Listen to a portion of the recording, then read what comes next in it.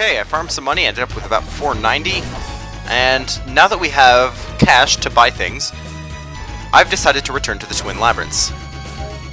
In fact, there's something else that we can do here that I probably should have done earlier to solve a certain puzzle. Actually, no. First, buying things.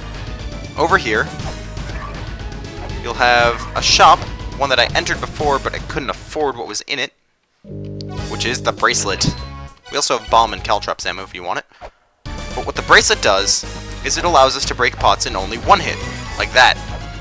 Instead of taking 3 hits, only 1 hit makes pots breaking like extremely faster is so useful. And it also helps with money farming because you can get money literally 3 times as fast.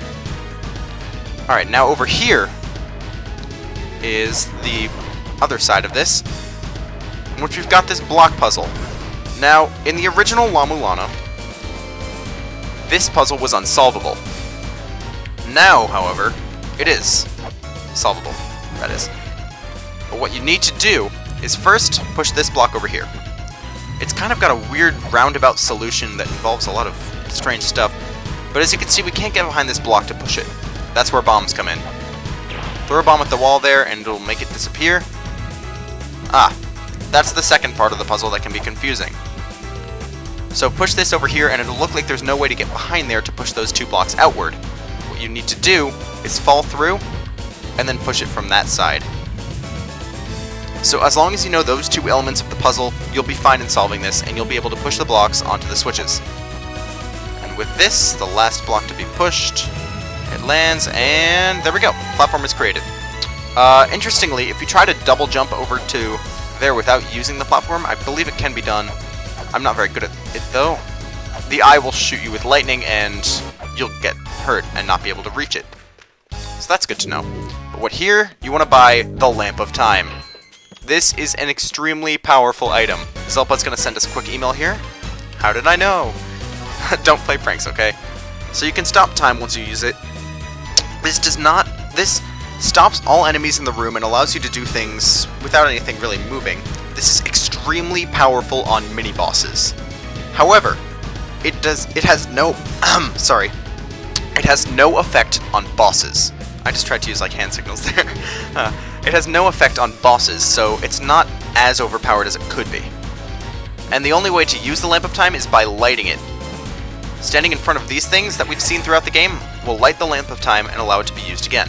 Whenever you need to use the Lamp of Time, you have to light it over and over again, which limits its power and really kind of counteracts the fact that it's so extremely powerful. Let's see what that tablet over there says. Wait. La la la la. The grieving twins. World destroyed. Okay, that's telling us the twins that hold up the world, we need to bring them light. As you can see, I've already done with the twin on the other side, but over here we've got another twin holding up the world, as you could say. We're on the bottom, and we have to reveal light to them. What better way to do that than with flares? Their eyes will glow red, and this activates a solution to a puzzle. I'll show you the solution by warping to the front side of the Twin Labyrinths over at the top. And let's go over to the left and climb down the ladder. Oh, you know what? This is the wrong way. I can't actually get in from there. What you need to do to get in there is head around. Fall! Ah, the bracelet is such a good item to have. The trouble with it though is that once you get the bracelet, you get used to it, and then when starting a new file, you're like, why do I have to break pots so slowly? But it's really handy, and it's good. It's a good item to have if you're looking to increase your efficiency. All right, over here, get into this room, and by lighting the twins' eyes, we cause a pedestal to appear here, which unlocks a chest over on the opposite side. So just go through there. All right. Oh, god damn it, I forgot about that. Yeah, that's annoying. It's okay, doesn't matter. We can climb down on this side and see what we've got. This treasure chest can only be made appear by lighting the twins' eyes with flares, and this contains the Ankh Jewel for the Twin Labyrinths. Now, let's go somewhere else. I suppose back to the Tower of the Goddess would be a good idea.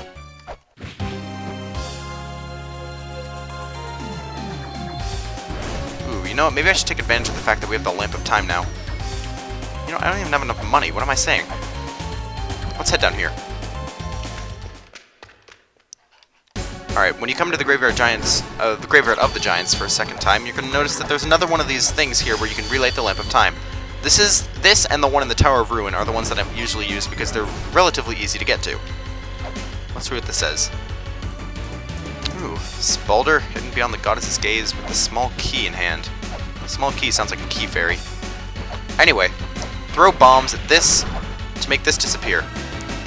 If you'll notice, there are these strange runes on the wall behind it. Well, by equipping torude.exe, we can scan it and find out what it has to give us. That's right, it is binary. We get Enga Musica, or however you want to say it. I'm just going to go ahead and unequip this. And what this lets you do is listen to the first 24 songs of the game's soundtrack, which is kind of nice, to be honest. You can listen to, say, the Inferno Cavern song. You can listen to Mausoleum of the Giants. Listen to Spring in the Sky. A lot of these songs are all from like the beginning of the game, but you can't really get any of the later songs for now, because obviously they would be music spoilers for the rest of the game. There's another software much later in the game that will allow you to access the full in-game soundtrack. However, sadly you can't replace the background music for an area, so once you exit the app, you can't still listen to the music. Which kind of sucks, but whatever. Alright, so now that we've gotten that, I'm going to go ahead and take my bombs off of my... Oh, you know what? What do you have to say? Hahaha, yay, bombs. Yeah, interesting fact. You can roll bombs by holding down. If I roll a bomb over here, you can break this, connecting the two sides. And as you can see, we're back here. But what you really want to do now is, once you have access to this area, you also have access to this ladder down here. What this will allow you to do is climb down. This is the La-Mulana 6 on the wall, same as the Chamber of Extinction, to access the Chamber of Birth. This place is annoying. It's, as you can tell, heavily influenced by the Indian culture. The song playing in this area is, funnily enough, called Song of Curry, and there are elephant areas everywhere, as well as the fact that everything just kind of looks to be based on Indian culture. This tablet you definitely want to scan because it'll allow us to learn more of the ancient characters, building up our progress towards being able to speak that other language that we've been seeing. There's a backside door in there. We can't get through it until we've defeated the boss of the Chamber of Extinction, the 6th boss of the game. But in this area, we've got something interesting. La la la la la la la la la. Oh god, giant sword! Don't touch the giant sword, it does lots of damage. Oh shit, shit. Exit, okay. Ow. Spikes also do lots of damage. God who sustains the world. Points. Sure, why not? That tablet up there is in La-Mulana's, so I'm not going to try to read it. Oh god! Okay, that was close. Those things do something around 200 damage, I think, so definitely want to stay away. Alright, let's continue through. Thou shalt not make it with thine power. That's reassuring. What you really want to do is go down here, because there's a few things that we can do here. First, you'll see this is a bit tilted. You can't really do anything about it. It makes some dust when you collide with it. Ow. But if you use the grapple hook to hold onto it, it'll eventually topple, allowing you to access this hidden room over here that you... Oh wait, we don't have the map. Alright. Nevertheless, we've got these skeletons and we've got a pedestal, so obviously this is going to open the chest, right? Wrong! It's an Indiana Jones style trap. Place a weight on this skeleton for some strange reason. You can exit the room, hear the spikes fall, and retrieve your prize. Let's see what we got. This is actually the key to an important puzzle. We get the woman statue. Now, this is the important item to kind of a strange puzzle. you'll see what I mean when we get there, but let's just keep it for now and continue in the Chamber of Birth. Strike the wedge, disturb the mother's slumber, only then shall the shrine of the mother show its true form. I'd rather not see the shrine of the mother's true form, if that's okay with you. Alright, next. Shnuba headed a sewer with a weapon like a ring of light. I have a weapon like a ring of light. Will that help? Alright, so this pillar over here has this weak spot that you can scan and break a life seal, I believe. Also, don't whip the elephant statues. If you whip an elephant statue, any elephant statue in the entire Chamber of Birth, you will get struck by lightning. If you'll notice, there's a teleport field here so you can move through and teleport just across. Alright, let's see. I'm going to go ahead and switch to the chain whip here because I want to be careful not to accidentally whip anything important, such as that giant thing in the center of the room. Palenque slumbers inside the mural within. Alright, interesting. Oh, look at this. Huzzah! Woo! Alright, now we're inside here. Interesting. What will this take? Oh! Back to the Chamber of Extinction. Place it right here. And we create the Ankh for the 6th boss of the game. Hold on 1 second. Sorry about that, had a quick phone call to make. But now we can head back to the Chamber of Birth using this. And I think that about does it for what we're doing in the Chamber of Birth for now. And so now that we have the woman statue, there's something we can do. If, while having the woman statue, you go back to the Temple of the Sun, things have changed.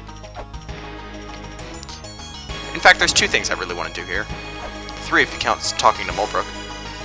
Let's see what Mulbrook has to say. Anything helpful, maybe? Maybe. Flying machine? You mean like those mini-bosses? I mean, those help, but... Yeah, I did. Don't repeat. Please don't repeat. Oh, yeah. 6 children. Born from clay. Okay. Yeah, if you needed more proof that this place was based off of Indian culture, these are all Hindu gods right here. Shiva, Vishnu, and Brahma are the main 3. Alright, fascinating. No, I don't need you to repeat. Damn it! Stop! No thank you. Let's see if you have anything else to say, maybe? Yeah, these aren't even important. I don't even care. Anything else? Oh, okay. Holy Grail has a hidden power. You have to fill it with the memories of all the lands, meaning scan all the Grail points in the entire game. And that is the only way to receive the powers of the Great Mother. So it's important to scan every single Grail point. Alright. That's all for now. So let's head through here. Ow. Ow. Well, that's okay. Okay, so now that we have the woman statue, if we head inside the Temple of the Sun's pyramid, there's brightly colored, trying to avoid using a certain word here, things swimming around. If you get out the woman statue and use it a bunch, over and over again, there's no real trick to make this work, just kind of keep trying. Yeah, I know, metaphors. It's a creepy thing, really. And if you haven't noticed by now, the Temple of the Sun is the male and the Temple of Moonlight is the female. Come on, work. I demand you. There we go. We obtained the maternity statue. So, now it's pregnant. Great. Well, now that we have the maternity statue, I want to head back inside the Temple of Moonlight's pyramid, which is conveniently located right off of the Temple of the Sun pyramid, right here. And remember, don't use your weapon while inside the pyramid. And as you can see up there, there's a little mark that looks like the maternity statue. Get that back on, and use it to create a ladder. Now, if you remember that tablet that said to sleep within the woman, we've got to sleep within the woman. The way to sleep is to pause, La-Mulana does his thing, and then sleeps. Maybe I should have been lower for that. Come on, La-Mulana. Drink some tea, pat your stomach, and then go to bed. Good night. There we go. the treasure chest opens, and so you don't have to whip it, the thing just comes right out, and we get the Ocarina of Time, I mean the Philosopher's Ocarina, yeah. So what this will let us do is actually talk to the 4 philosophers. Philosophers, yeah. This is one of them, Alcedena, the Philosopher of Death. Fun. Long slumber to grant the mother's wish. So the mother wished to return home from the sky. She's the reason that humanity is here on the earth in the first place, and mankind was born only to return the mother to the skies. The ruins are the mother. However, it's impossible to send the mother back, so the next best thing is to satisfy her with death. So our mission here in the ruins of La-Mulana is to free the mother by giving her the peace of death. We have to kill the mother, whose body takes up this entire sprawling ruin system. But how? Well, that's a tough question. Let's go talk to some more philosophers and see if they have the answer. Another philosopher can be found in the spring in the sky. Stupid fish. If you remember, over here there's a moving platform, if I can only get it to appear.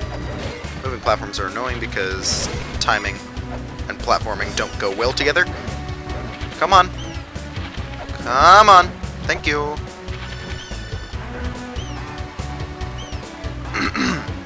Now, this over here, we have another one. This is Giltorio, the Philosopher of Knowledge. So the mother kept trying to create children in order to send her back to the heavens. First children only wanted her powers. Second children were the giants, but they were destroyed in a civil war. Stupid phone, shut up. Let me... God damn it, phone. Alright. The third children were only interested in their own powers. Please ignore the phone, I'm sorry. Fourth children were fishmen. Okay. Fifth children wanted the secret to life and death, and they created the sixth children who were dolls of clay. Alright, and then the seventh children, including the philosophers, and strangely enough, the people of the surface, including Elder Zelpud. And they realized that they weren't going to be able to grant the mother's wish. So then, when the eighth children were created, they didn't tell us about the mother. And they trusted it up to us to defeat her. It's considered impossible unless you attack the mother's soul. If you can force the mother's soul to take shape, then you can kill her. You have to take 8 wedges, drive them into the mother's body, use those 2 things to recite mantras, and drive the wedges from the heels. Well, okay, that's interesting enough, but what are we going to do about that? We'll find out later. Bye!